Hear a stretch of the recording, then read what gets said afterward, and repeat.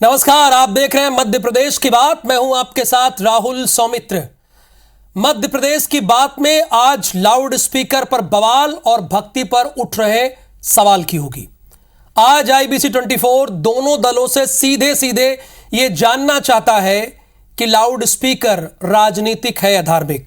सीधे सीधे कहें तो लाउड स्पीकर कहां कहां लगना चाहिए और कहां कहां नहीं, यह मध्य प्रदेश की 8.5 करोड़ जनता को आज बता दीजिए। दोनों दलों को आज ये क्लियर करना होगा, क्योंकि कोई कहता है लाउड स्पीकर पर रामायण भी होती है और हनुमान चालीसा भी, तो कोई कहने लगता है कि वो फर्जी राम भक्त है, तो कोई ये शुरू हो जाता है कि यहां वो विदेशी संस्कृति थोपना चाहते हैं।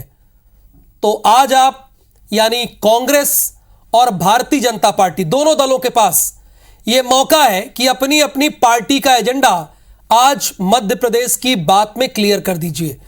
पहले आपको एक रिपोर्ट दिखाएंगे, दोनों खास मेहमान हमारे साथ जुड़े हुए हैं। भारतीय जनता पार्टी कोई ना कोई मुद्दा चाहिए। ठीक है, लाउड स्पीकर तो हम लोग खुद हनुमान चालीसा रामायण पढ़ते हैं, तब लाउड स्पीकर पढ़ते हैं। नेता प्रतिपक्ष बनते ही डॉक्टर गोविंद सिंह ने लाउड स्पीकर पर मचे घमासान पर अपनी बात रखी है। उन्होंने कहा है कि हम भी तो लाउड स्पीकर से हनुमान चालीसा और रामायण का पाठ पढ़ते हैं। यानी लाउड स्पीकर पर कांग्रेस ने अपना एजेंडा क्लियर कर दिया है। इधर आईबीसी 24 के सवाल पर कमलनाथ ने लाउड स्पीकर वाले बयान पर यह कहा है कि लाउड स्पीकर भड़काने वाला है या नहीं, देखना ये चाहिए। अगर लाउड स्पीकर भड़काने वाला हो, भड़काने के लाउड स्पीकर हुए, इस पर जरूर कार्रवाई करनी चाहिए। लाउड स्पीकर कोई छोटी सी सभा होती है, लाउड स्पीकर लगता है, पर इसका दुरुपयोग किया जाए उससे मैं सहमत नहीं हूँ। जाहिर है लाउड स्पीकर विवाद को लेकर बीजेपी फ्रंट फुट पर है। बीजेपी की कोशिश है कि जिस तरह उत्तर प्रदेश में मस्जिदों से लाउड स्पीकर उतरवाए गए, ठीक ऐसा ही मध्य प्रदेश में हो। बीजेपी के फायर ब्रांड नेता रामेश्वर शर्मा से लेकर भगवा ब्रिगेड भी कुछ इसी कोशिश में है। मध्य प्रदेश के चिकित्सा शिक्षा मंत्री विश्वास सारंग ने नेता प्रतिपक्ष गोविंद सिंह के बयान के जरिए कांग्रेस को दिवालिया बताया है। कांग्रेस के नेताओं की दिमागी दिवालियेपन का बयान है। और क्यों ना हो, जिस पार्टी की राष्ट्रीय अध्यक्ष इटली की संस्कृति इस देश में फैलाना चाहती हो, वो कांग्रेस पार्टी जिसने राम सेतु को तोड़ने का षड्यंत्र रचा हो, उसका नेता तो राम लीला और रामायण पर ही प्रश्न चिन्ह लगाएगा। तो एक और बीजेपी लाउड स्पीकर पर कांग्रेस पर निशाना साध रही है, तो दूसरी ओर दिग्विजय सिंह के ट्वीट पर हमलावर है। दरअसल दिग्विजय सिंह ने ट्वीट किया कि बीजेपी नेता राम राम जपने के बजाय मेरा नाम ज्यादा जपते हैं। दिग्विजय सिंह के ट्वीट को विश्वास सारंग ने उनका फ्रस्ट्रेशन बताया। बहरहाल प्रदेश में लाउड स्पीकर पर गरमाई राजनीति, फ्रस्ट्रेशन फर्जी भक्त तक पहुंच गई है। नवीन कुमार सिंह, आईबीसी 24, भोपाल। जाहिर सी बात है, मध्य प्रदेश की जनता 2021 तक, बल्कि 23 में चुनाव है, 23 की बात करेंगे, 2023 तक इसी मुद्दे पर गोल गोल घूमती नहीं रहेगी। ये बहुत सीधी सी बात है। दोनों मेहमान हमारे साथ जुड़े हुए हैं। स्वदेश शर्मा ये कांग्रेस के प्रवक्ता हैं और पंकज चतुर्वेदी ये भारतीय जनता पार्टी के प्रवक्ता हैं। आप दोनों मेहमानों का बहुत स्वागत है। मैं बहुत धन्यवाद राहुल जी। आप दोनों से यही जानना चाहता हूं कि आपकी पार्टी का पक्ष लाउड स्पीकर को लेकर क्या है, ये आज आप मध्य प्रदेश की जनता को बता दीजिए कि क्या होना चाहिए। स्वदेश शर्मा जी, शुरुआत मैं आपसे करना चाहूंगा, आप बताइए पहले। देखिए, सच बात तो ये है कि मध्य प्रदेश की सरकार का पूरा कार्यकाल अगर देख लिया जाए तो इनको बताने के पास इनके पास एक विषय नहीं है। और 2023 में किस बात को किस मुंह से चुनाव क्षेत्र में पहुंचेंगे। देखिए, अब पेट्रोल 100 के पार है, डीजल 100 के पार है, गैस सिलेंडर जो रसोई गैस है वो महंगा हुआ है, इतना हो गया कि 1000 से ऊपर हो गया है। अब स्थिति ये है कि अगर डीजल पेट्रोल महंगा हुआ तो इससे किसान प्रभावित हो रहा है, क्योंकि उसकी जुताई ढुलाई बोआई सब कुछ डीजल से होना है, मार्केटिंग मार्केट में ले जाना, ट्रांसपोर्टेशन करना है। तो नहीं है तो आप पूरी बात तो सुन लीजिए। इन सब विषयों से भटकाने के लिए भारतीय जनता पार्टी इस तरह के षड्यंत्र कर रही है, जबकि कांग्रेस के शासनकाल में ही ये नियम और कानून बन चुका था कि अगर ध्वनि विस्तारक यंत्र किसी को आपत्ति देता है, अड़ोस पड़ोस में कोई बच्चे अगर IAS IPS की या किसी कंपटीशन की तैयारी कर रहे हैं, उनको डिस्टर्ब होता है, तो आवाज़ उसको मापदंड तय हुआ था माननीय उच्चतम न्यायालय का, उस मापदंड के हिसाब से बजा ले। हमने ये कभी नहीं कहा कि लाउड स्पीकर ना बताएं। हम हिंदू हैं, सनातनी हैं, ब्राह्मण हैं, हमारे यहाँ रोज हनुमान चालीसा होता है नियमित, रोज मैं करता हूँ, बेटा भी करता है, लेकिन उसमें माइक लगाने की जरूरत नहीं पड़ती। हाँ, सुंदरकांड करते हैं तो जरूर जरूरत पड़ती है, और सुंदरकांड में लगाते हैं, लेकिन उसमें अगर किसी की आपत्ति है, किसी को दिक्कत है, पड़ोसी का बच्चा कोई पढ़ रहा है, तो हम वॉल्यूम कम कर लेते हैं उसका। कुल मिलाकर के इसको मुद्दा बनाया जाना, अरे भाई एक मौलवी को बुला लो, एक मंदिर के पुजारी को बुला लो, घर घर तो बचता नहीं है, बुला के आपस में बिठा लो, सामंजस्य बिठा लो, इसको पब्लिक का मुद्दा बनाने की क्या जरूरत है? अगर पब्लिक के मुद्दा बनाना तो महंगाई को बनाओ ना, जो महंगाई से पब्लिक मार खा के मर रही है, जो 2 जून की रोटी कमाना मुश्किल हो गया, बेरोजगारी चरम पर पहुंच गई है, रोजगार जी आपने अपनी बात रखी नहीं। 33 लाख यहाँ पे मौलवी और पंडित को मैंने नहीं बुलाया है, यहाँ पर कांग्रेस के प्रवक्ता और भारतीय जनता पार्टी के प्रवक्ता को बुलाया है। आपके पास आधे घंटे में ये मौका है अपनी बात को क्लियर कर देने का। आप ये मैंने वही पूछा, लेकिन आपने 2 मिनट में बताया नहीं। मैंने कहा स्वदेश शर्मा कांग्रेस के जो प्रवक्ता हैं उनका क्या स्टैंड है लाउड स्पीकर पर, मैं सीधे सीधे जानना चाहता हूं। आपने नहीं बताया सर, 2 मिनट में नहीं बताया, अभी भी मौका है, बता राहुल जी सुन लीजिए पूरी बात। हाँ। सबसे कांग्रेस ने एक नियम बनाया था, एक कानून बनाया था कि ध्वनि भूल जाइए उस नियम कानून को, भूल जाइए उस नियम कानून को, अभी का जो एजेंडा है वो बताइए। भूल जाइए उस नियम, भूल जाइए, क्या लोकतंत्र खत्म हो गया? नहीं है, लोकतंत्र खत्म हो गया है सर, देखिए खत्म हो गया है, बताइए। यही तो क्लियर करना है, जनता को बताना है कि आपका एजेंडा क्या है, कांग्रेस का। मैं वही तो पूछ रहा हूं आपसे, कोई भी हो, आप भी वही पूछ रहा हूं, क्लियर कीजिए ना। बता दो दिया आपने स्पष्ट, आपसे आप समझना नहीं चाहते। अरे सर मैं समझने की नहीं बैठा हूं, वो कान में सही लगाइए, मैं समझूंगा तभी तो जनता को बता दूंगा ना कांग्रेस का एजेंडा क्या है।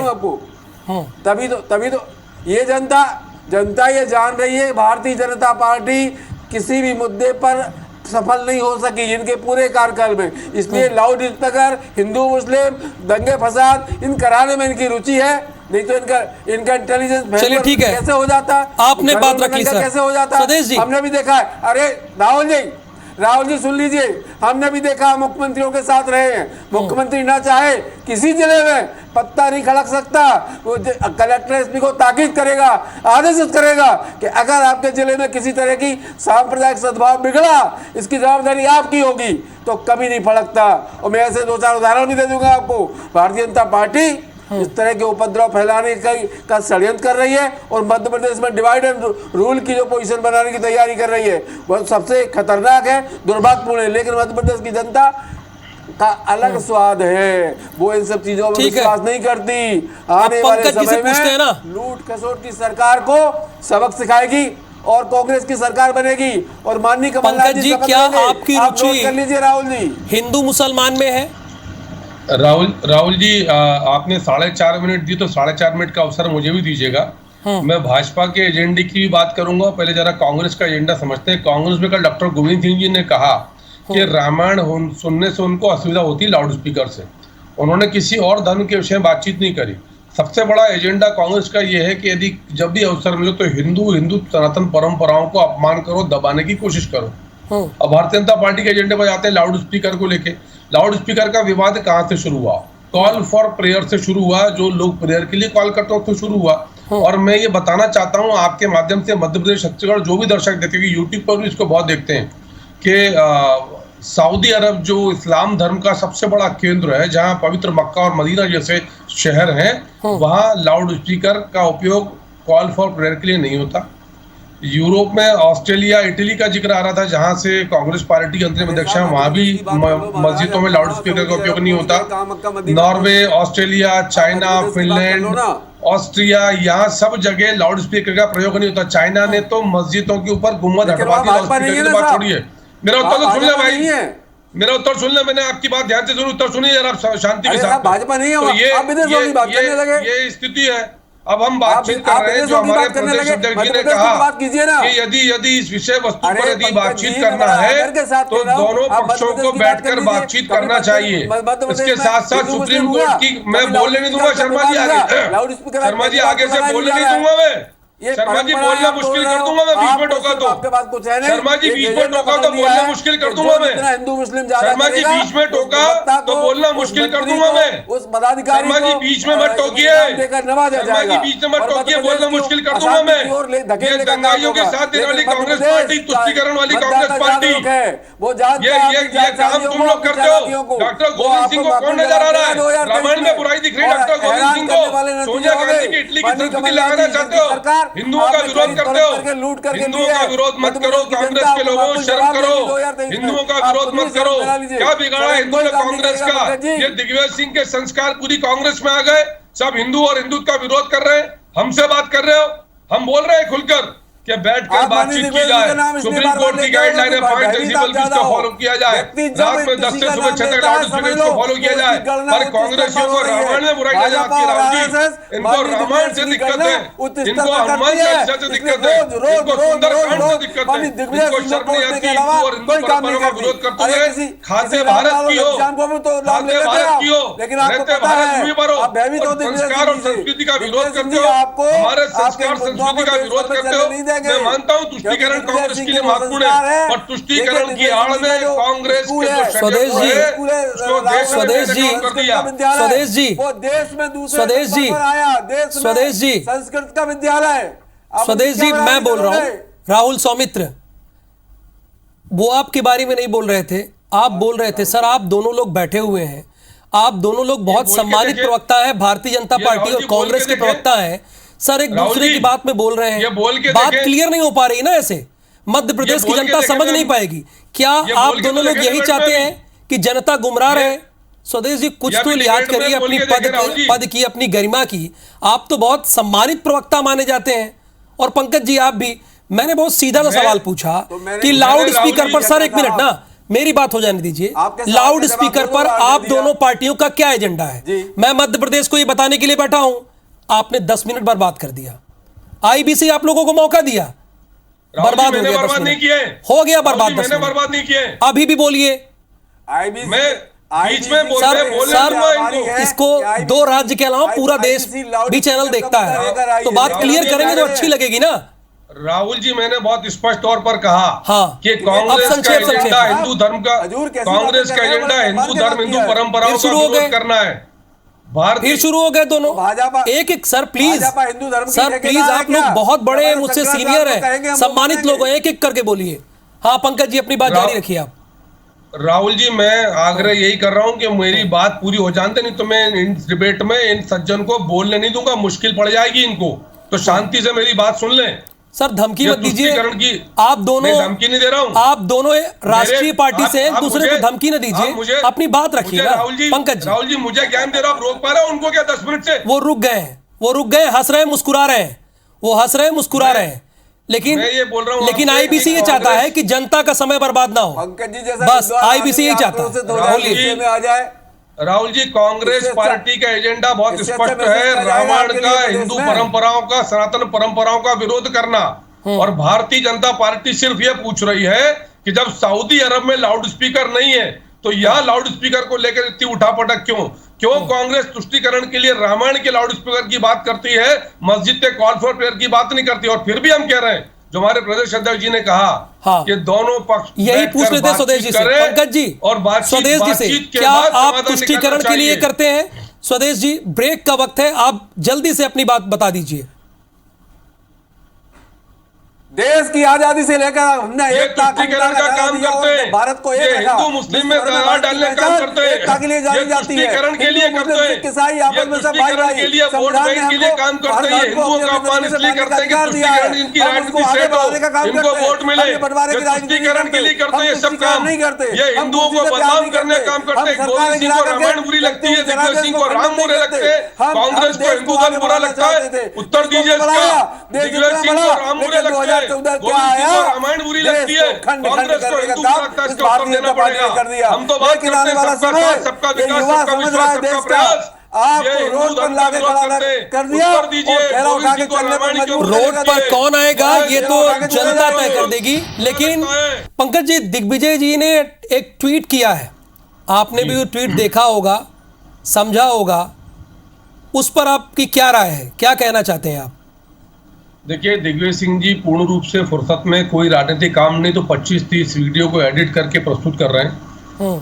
और जिस प्रकार के कृत्य दिग्विजय सिंह जी के हैं, जिस प्रकार वो हिंदू धर्म और हिंदू परंपराओं का विरोध करते हैं, उनको तो प्रभु श्री राम का नाम लेने का अधिकार नहीं होना चाहिए, विरोध करते हैं। वो सलमान खुर्शीद के उस कार्यक्रम में उपस्थित थे जहां कांग्रेस हिंदू धर्म की तुलना ISIS और बोकाराम से की जाती है। राम सेतु को दिग्विजय सिंह जी काल्पनिक बताते हैं, वो विभाजित ढांचे के पक्ष में खड़े होते हैं। हर उस कार्यक्रम का पूरे देश ने, जब सुप्रीम कोर्ट के निर्देश पर राम मंदिर का निर्माण प्रारंभ हुआ तो प्रसन्नता का वातावरण था। दिग्विजय सिंह जी उसका विरोध कर रहे थे। दिग्विजय सिंह जी उस कांग्रेस पार्टी के सदस्य हैं जिसकी पूरी राजनीति बांटने के आधार पर, तुष्टिकरण के आधार पर चली। तो हम तो आज श्रीमान दिग्विजय सिंह जी से पूछना चाहते हैं कि आपकी और कमलनाथ जी की राजनीतिक वर्चस्व की लड़ाई में किस स्तर पर जाओगे आप? और क्या कमलनाथ जी बात करते हैं हनुमान चालीसा की बात करो, डॉक्टर गोविंद सिंह रामायण का विरोध करते हैं। जपिए दिग्विजय दिग्विजय के बजाय। देखिए, हमको क्या जपना है, हम तो जपते हैं वो। अच्छा। और इसीलिए देश की जनता जनार्दन प्रभु श्री राम की कृपा भारतीय जनता पार्टी के ऊपर है। दिग्विजय सिंह जी से प्रमाण पत्र नहीं चाहिए जो राम नाम का, राम काज का विरोध करते हैं, हिंदुओं का विरोध करते हैं। हम हमारा काम करें। हम तो उनसे सिर्फ ये पूछना चाह रहे हैं कि डॉक्टर गोविंद सिंह को रामायण से आपत्ति, दिग्विजय सिंह जी को प्रभु श्री राम से आपत्ति, कांग्रेस को हिंदुओं से आपत्ति, ये क्यों? क्या ऐसा आपको हिंदुओं से आपत्ति है स्वदेश जी? क्या कारण है? क्या आपको रामायण से आपत्ति है? मौका है आपके पास अपनी बात रखने का। देखिए राहुल जी, सच बात यह है कि माननीय दिग्विजय सिंह जी ने नर्मदा की पैदल परिक्रमा की 3300 किलोमीटर। भारतीय जनता पार्टी का एक नेता या भारतीय जनता पार्टी के फर्जी साधु जो साधु का भेष पहने हुए हैं, भगवाधारी, कोई एक व्यक्ति को तो बता दे। 3300 किलोमीटर पद यात्रा की माननीय दिग्विजय सिंह जी।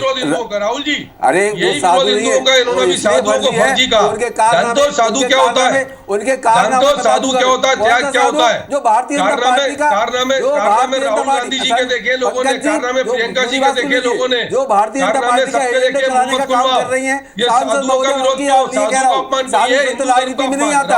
आप राजनीति में ला करके उनको कांग्रेस पार्टी के प्रवक्ता साधुओं पर टिप्पणी कर रहे हैं, जिनको साधुओं का साधक तो नहीं पता, साधुओं की परिभाषा नहीं पता है, साधुओं का अपमान कर रहे हैं। यही हिंदू का विरोध है। पूछते हैं ना, आपने ये आरोप लगा दिया। अगर पंकज जी, आपने ये आरोप लगाया, स्वदेश जी से पूछते हैं।